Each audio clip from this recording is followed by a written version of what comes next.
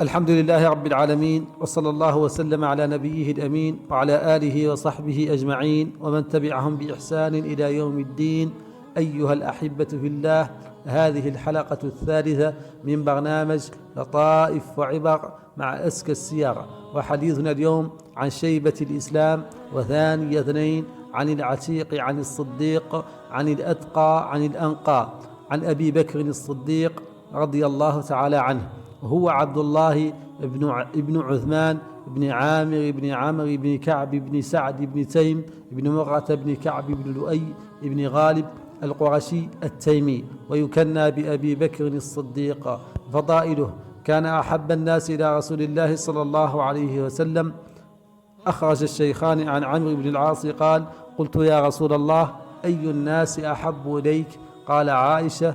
قلت: من الرجال؟ قال: أبوها. قال علي رضي الله عنه: خير هذه الأمة بعد نبيها أبو بكر الصديق، نزلت فيه آيات محكمات تبين فضله وتعلي شأنه، منها قول الحق سبحانه: وسيجنبها الأتقى الذي يؤتي ماله يتزكى وما لأحد عنده من نعمة تجزى إلا ابتغاء وجه ربه الأعلى ولسوف يرضى. قال ابن كثير: وقد ذكر غير واحد من المفسرين أن هذه الآيات نزلت في أبي بكر الصديق رضي الله عنه، حتى إن بعضهم حكى الإجماع من المفسرين على ذلك. أبو بكر حباه الله مالا، وحين دعي أجاب نعم بلالا، وكم واسى النبي بكل مال، وأعتق من ذخائره بلالا، ولو أن البحر يبغضه اعتقادا لما أبقى الإله به بلالا.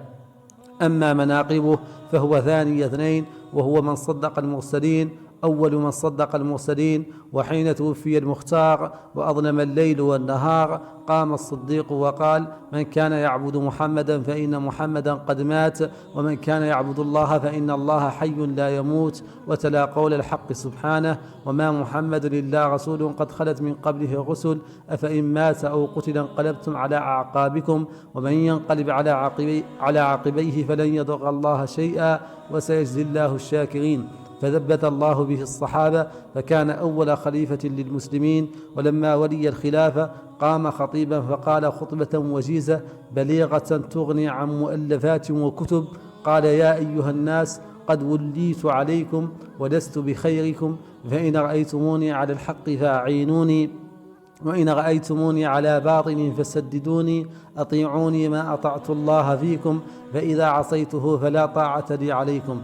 ألا إن أقواكم عندي ضعيف حتى آخذ الحق له، وأضعفكم عندي قوي حتى آخذ الحق منه. أقول قولي هذا وأستغفر الله لي ولكم.